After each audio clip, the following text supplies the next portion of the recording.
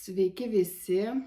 Šiandien 12 įrašas ir toliau pristatinėju savo ketvirtos personalinės parodos kūrinius, lėkštes. Ir pradėsiu štai nuo šitos lėkštės. Šiandien pasitaikė puikia proga, kad šviečia saulė, galiu bandyti truputuką jums parodyti, kaip neišeina parodyti, va kamputis, matot, kur yra šešėlis, ten yra kita spalva ir kur apšviečia saulė, tarsi jisai pašviesėja visas darbas.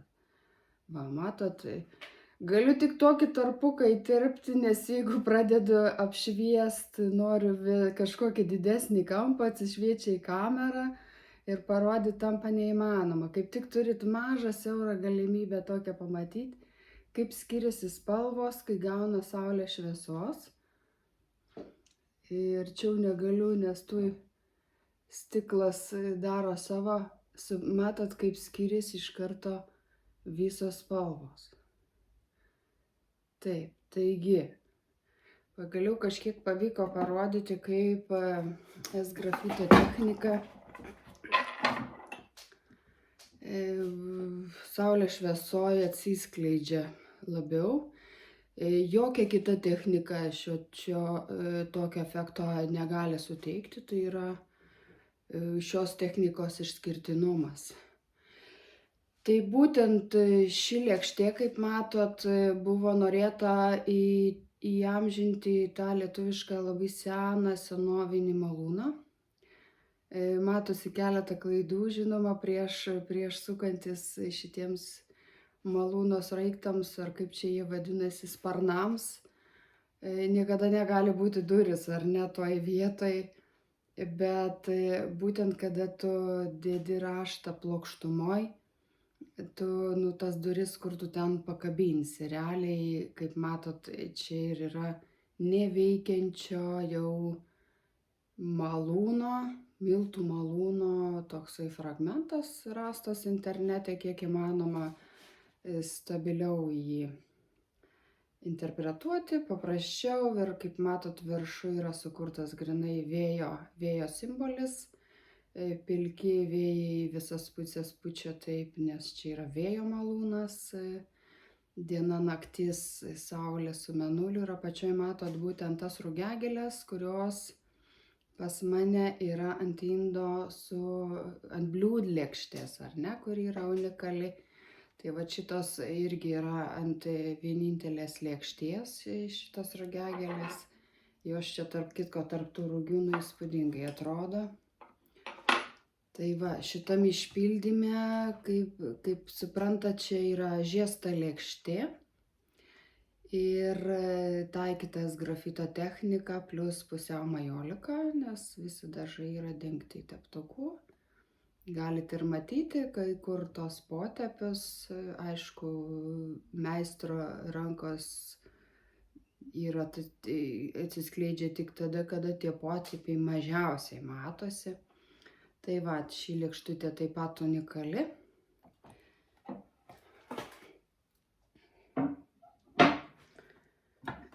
Sekanti lėkštė yra tiesiog pasilikau dėl šito saulės iš esmės.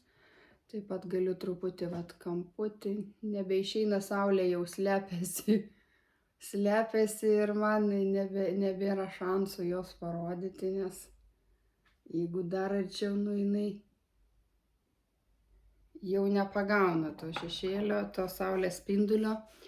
Bet kaip matot, taip pat yra žiesta, nedidelė, kiek čia, 27-6 diametro.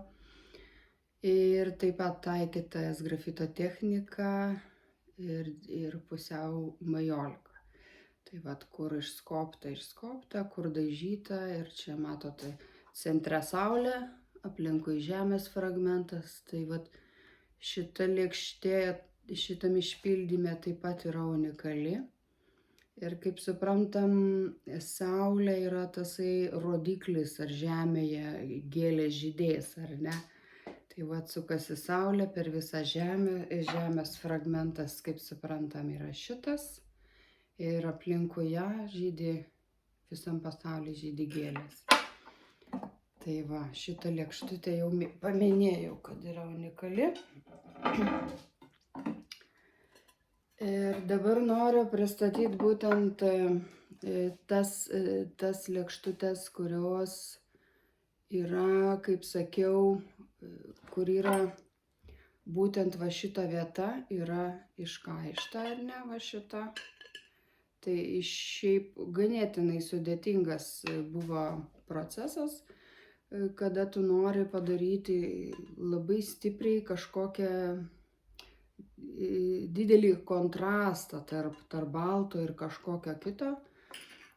Molio, čia kaip matot yra molio spalva, ne koks kitas molis taikytas, raudonas molis. Ir būtent kai nori tu padaryti tą švarę erdvę, dabar įsivaizduokit, kai nupurški ant guobą ir reikia po to ją nuvalyti, tokią didelę erdvę, tai vardan ko tada. Nes labai daug darbo užima, tai teko, atsimenu, daryti tokį iš popieriaus pasidaryti lekalą. Daug maž, nes taip negali iki krašto, nes kai tu purški, tarkim, mane čia yra purškimo metu užnešta ant guobą, tai iš visų kraštelių tu turi pasilikti ten po kokius 3 mm nuo šito krašto ir nuo šito krašto.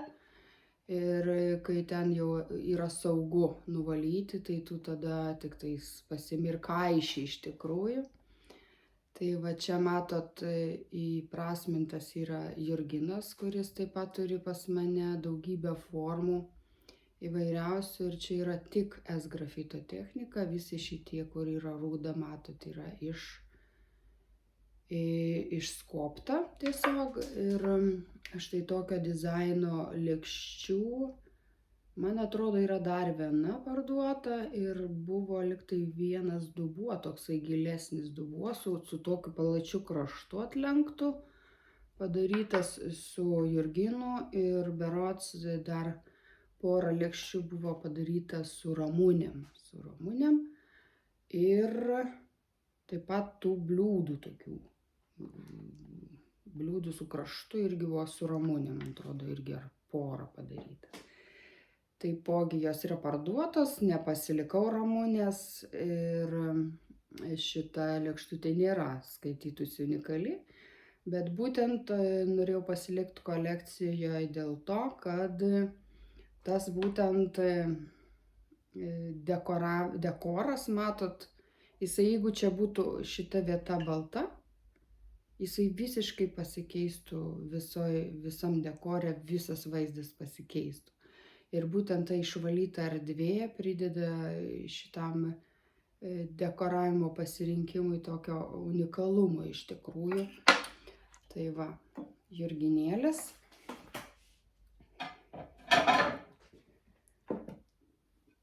Ir dar šiandien noriu pristatyti vieną lėkštę, kurią vadinu irgi tulpę. Kaip matot, išpildymas yra vėlgi dar kitokios tos tulpės. Čia labiau iš pirmesnių įrašų, kur buvo ąsotėlis, tas pirmasis iš tų pirmųjų bandymų tą tulpę tokią suskulptūrinti labiau. Tai va šita lėkštė irgi nėra jinai unikali. Viena yra, šiaip sukurtos jos buvo 2, viena yra parduota. Labai viliuosi, kad jinai yra saugiuose rankose, nes ta pirmoji lėkštė yra geresnė negu šita. Šitą tiesiog pasidariau, kad turėčiau gyvą įrodymą, kad aš ją dariau tokią. Tai va, vėlgi matot, yra iškaišta. Ir netgi data yra, jeigu šitos išpildymas yra 2023, tai akivaizdu, kad ana lėkštė labai būtų įdomu, kur jinai nukeliavo ir kaip jinai dabar laikosi. Taip, viliuosi nesudūžo. Tai va, šiandieną tiek. Saulės dėka pavyko jums parodyti tai, ką norėjau parodyti. Gaila, neišeina rakurso paimti, nes neturiu jokių čia tų vadinamų tokių lietsargių skėčių, kur galima šešėlį kažkur uždengti ir panašiai. Taigi, susitiksime sekantį kartą.